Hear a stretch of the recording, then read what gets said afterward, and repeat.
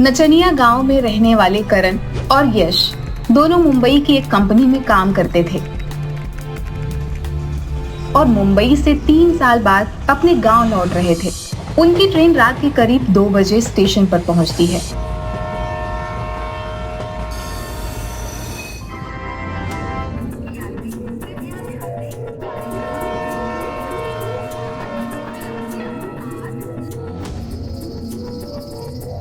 भाई करण, बहुत ठंड लग रही है यार। गाड़ी में उतनी ठंड नहीं थी। अपने गांव के लिए कोई गाड़ी तो सुबह 5 बजे के बाद ही मिलेगी। तब तक चलो बाहर कुछ सिगरेट चाय वगैरह पिया जाए। हाँ भाई, ठंड तो मुझे भी लग रही है। चलो प्लेटफॉर्म के बाहर ही कुछ पीने को मिलेगा। दोनों जैसे ही प्लेटफॉर्म से निकलते हैं कि बिजली चली जाती है। अरे यश, बहुत दिनों बाद आए हो अपने गांव। यश पलट कर देखता है। उसी के गांव के तांगे वाला जगदीश चाचा उर्फ डिंगरू चाचा पूरे शरीर पर कंबल को लपेटे बीड़ी पी रहे थे। अरे डिंगरू चाचा, कंबल लपेटे हो इसलिए पहचान नहीं पाए, लेकिन आपकी बुलंद आवाज से पहचान गए। आप इस समय यहाँ क्या कर रहे हो? सवारी लेने आए हो क्या? अरे बेटा, मेरा तो काम ही है। वो अपने गांव की मालिन जूली की बहू पेट से थी, तो सेवा करने के लिए शहर में ही बेटा बुलाया है। 1 बजे की गाड़ी थी, आधा घंटा लेट गाड़ी आई। बहुत सही टाइम पर मिले हो चाचा आप। मुंबई में इतनी ठंड नहीं है, लेकिन यहाँ गाड़ी से उतरने के बाद बहुत ठंड लग रही है और घर पहुंचना भी जरूरी है। कोई बात नहीं बेटा, बाहर तांगा खड़ी है। चलो, हमें भी कस्टमर की जरूरत थी। 1 से भले 2।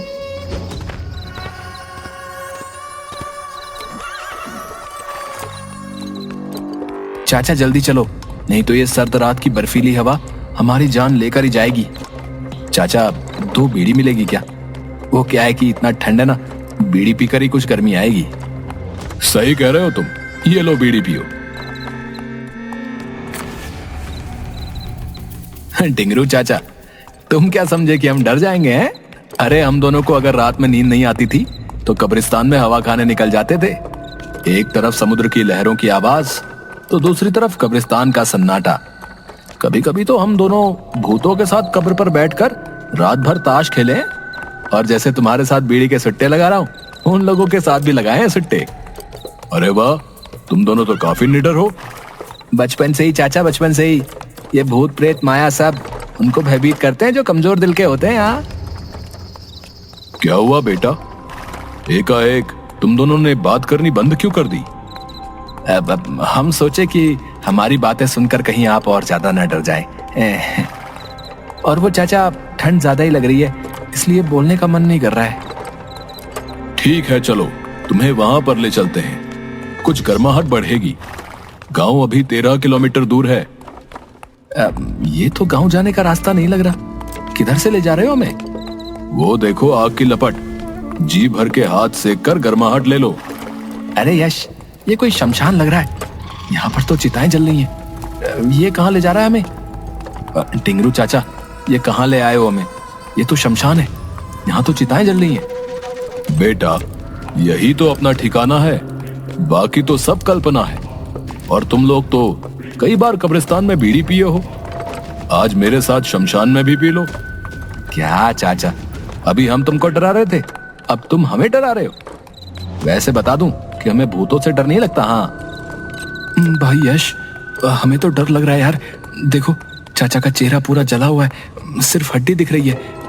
दूसरा देखो, हवा हमारी तरफ चल रही है, लेकिन हवा के उल्टी दिशा में चाचा का कंबल उड़ रहा है यार। अरे हाँ, मुझे भी अभी याद आया। करीब 2.5 साल पहले मेरी बीवी का फोन आया था कि डिंगरू चाचा दिवाली के दिन फुलझड़ी जलाते समय जलकर जिंदा मर गए थे भाई। तो फिर ये डिंगरू चाचा कौन है? क्या बक रहे हो? तो प्लेटफॉर्म पर ही तुम्हें ये बताना था ना यार, इसके साथ हम लोग आते ही नहीं। कहाँ फंसा दिया यार। अरे भाई, वो देखो, चाचा के पांव भी उल्टे हैं। भाई हम लोग फंस चुके हैं यार, अब हमें यहाँ से भागना होगा। अरे यार, उस समय अगर याद रहता मुझे कुछ कि डिंगरू चाचा मर चुके हैं, तो मुझे शौक थोड़ी था कि भूत को रोककर अपनी मौत को बुलाऊं। हाँ यार, देखो ना, अभी मुझे याद आ रहा है कि मालिन जूली को मरे भी 1.5 साल हो गए, तो फिर ये किसे छोड़ने स्टेशन गया था? अरे तुम लोग क्या काना फूसी कर रहे हो? लो, आ गया अपना हीट एरिया, सेक लो अपना हाथ। अरे अभी अभी तो तुम्हें ठंड लग रही थी और अब दोनों के पसीने निकल रहे हैं। यश चलो, हमें घर जाना है। चलो हम लोग पैदल ही यहाँ से चले जाएंगे हैं? अरे ऐसे कैसे चले जाओगे? और यहाँ से 13 किलोमीटर दूर पैदल जाना मुश्किल है भैया। अभी तो 3 ही बज रहे हैं। 5 बजे मैं तुम्हें गांव छोड़ दूंगा। नहीं नहीं चाचा, हम अपने से ही चले जाएंगे। आपको जाने की कोई जरूरत नहीं है, आप यहीं रहिए हैं। वे लोग अभी बात ही कर रहे थे कि उधर से जूली आई, जिसके बारे में अभी अभी डिंगरू चाचा बोल रहे थे कि जूली को छोड़ने ही स्टेशन गए थे। अरे बबुआ, तुम दोनों कहाँ से आ रहे हो? पहले ये बताओ कि तुम इस सुनसान शमशान में क्या कर रही हो, और वो भी इतनी रात को? अरे बेटा, मैं ठहरी मालिन सुबह 4 बजे ही फूल तोड़ने के लिए उठ जाती हूँ। आज मैंने घड़ी देखी ही नहीं, नींद खुली तो हाथ मुंह धोकर निकल गई। वो सब तो ठीक है, लेकिन फूल तोड़ने 13 किलोमीटर दूर कैसे आ गई? वो डिंगरू भैया किसी को स्टेशन छोड़ने आ रहे थे और मुझे ठंड बहुत लग रही थी, तो मैं कही कि यहीं उतार दो। आओ, यहीं एक झोपड़ी है, उसमें थोड़ी देर आराम कर लो। तभी बगल में जल रही चिता से एक साया उड़ता है और उठकर वहां आकर बोलता है, उस झोपड़ी में मेरे मेहमान हैं, तुम इन्हें डिंगरू भैया वाला झोपड़ी में ले जाओ। यह सुनकर करण और यश दोनों काफी डर जाते हैं, लेकिन वे समझ चुके थे कि वे लोग फंस चुके हैं।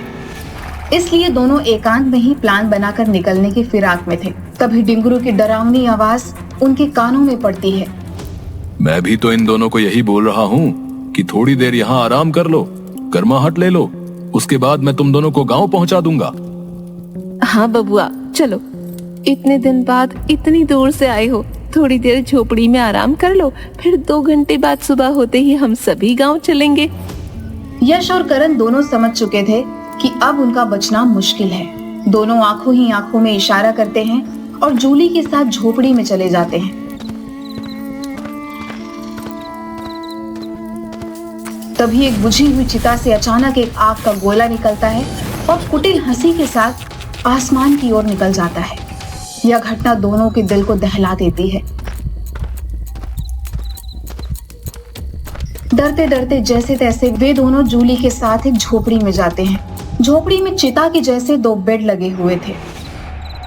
तुम दोनों यहीं आराम करो, मैं थोड़ा सा बगल में गेंदा का फूल है, उसे तोड़ कर आती हूँ।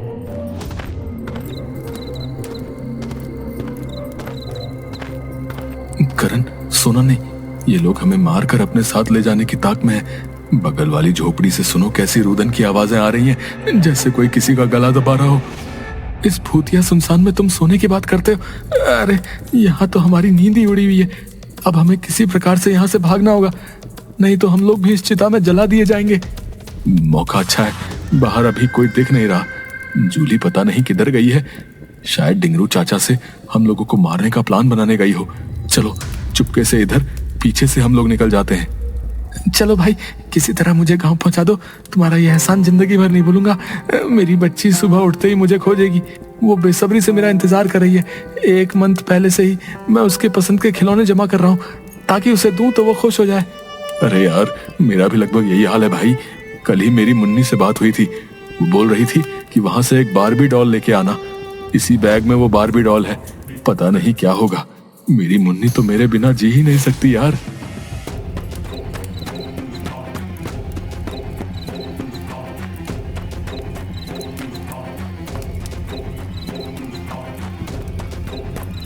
भागते भागते वे सड़क पर पहुंचते हैं। कुछ दूर चलने के बाद यश, तुमने बस की आवाज सुनी क्या? हाँ हाँ, मुझे भी लगा शायद कोई बस की आवाज आ रही है पीछे से। अरे हाँ, वो देखो, धुंध में कुछ लाइट नजर आ रही है। अरे ये तो बस ही है। थैंक गॉड, ऊपर वाले ने हमारी सुन ली। लो, आ गई बस। ओ भैया, ओ भैया, रोको, रोको भैया, अरे हमें भी चलना है, बस रोको। चल चल चल करण, जल्दी चढ़।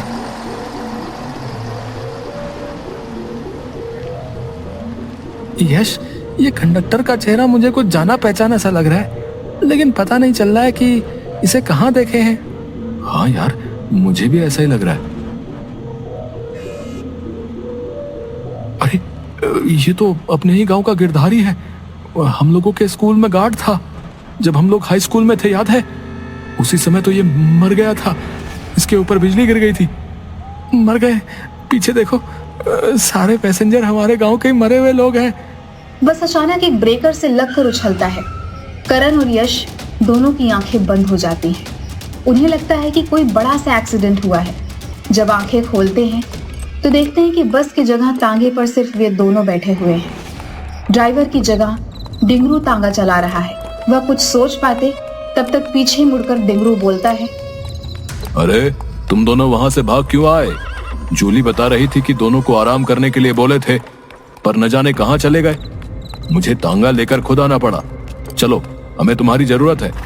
अगर सुबह हो गई तो फिर दिक्कत हो जाएगी। चाचा, हम तुम्हारे बच्चे के समान हैं, छोड़ दो हमें। हमारे छोटे छोटे बच्चे घर पर इंतजार कर रहे हैं, जाने दो। अरे बहुत दिनों के बाद गांव का कोई आदमी मिला है, तुम दोनों हमारे मेहमान हो भाई। चलो, फूलमती भी तुम दोनों का इंतजार कर रही है। अब तुम्हारा घर ये गांव नहीं, शमशान में ही तुम दोनों का घर होगा। देखो यार, बस कुछ ही पल में सवेरा होने वाला है, सामने मंदिर है। तुम किसी तरह मंदिर के पास पहुंचो, मैं इसे देखता हूँ। ठीक है, मैं कूदकर भाग रहा हूँ, तुम अपना ख्याल रखना। अचानक करण तांगे से कूदकर भागने लगता है। यह देखकर डिंगरू उसे पकड़ने के लिए उसके पीछे उड़कर जाता है और उसे मंदिर पहुंचने से पहले ही पकड़ लेता है। लेकिन इधर यश भागते हुए किसी तरह मंदिर के पास पहुंच जाता है।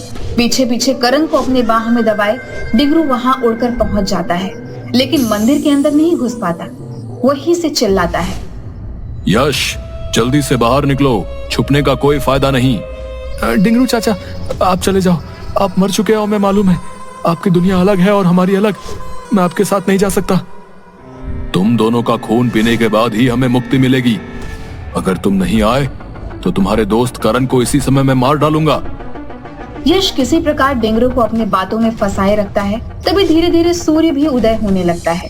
सूर्य की किरणें सीधे गुंबद पर पड़ती हैं। उस गुंबद पर रोशनी के पड़ते ही चारों तरफ रोशनी फैल जाती है। जैसे ही वो रोशनी डिंगरू पर पड़ती है, वह चिल्लाते हुए करण को छोड़ देता है और धुआं बनकर गायब हो जाता है। आज की रात मैं कभी नहीं भूलूंगा यार। मुझे तो लगा मैं अपने परिवार वालों से कभी नहीं मिल पाऊंगा। यार मैं तो बहुत ही ज्यादा डर गया था यार। मैं तो सोच रहा था कि काश एक बार उनसे आखिरी बार मिल पाता। भगवान करे आज जो भी हुआ वो सब दोबारा ना हो। आज हम भगवान की कृपा से ही बच पाए हैं। चल जाके उनका आशीर्वाद लेते हैं। यश और करण दोनों मंदिर में जाकर भगवान को प्रणाम करते हैं। हमारी मदद के लिए बहुत बहुत धन्यवाद प्रभु, बहुत बहुत धन्यवाद। हम पर अपनी कृपा बनाए रखिएगा। हाँ प्रभु, आज आपकी ही वजह से हम अपने घर वालों से मिल पाएंगे। इसी तरह हमेशा हमारे साथ रहिएगा। चल अब घर चलते हैं, घर वाले इंतजार कर रहे होंगे। तू सही कह रहा है यार, अब हमें घर चलना चाहिए। चल।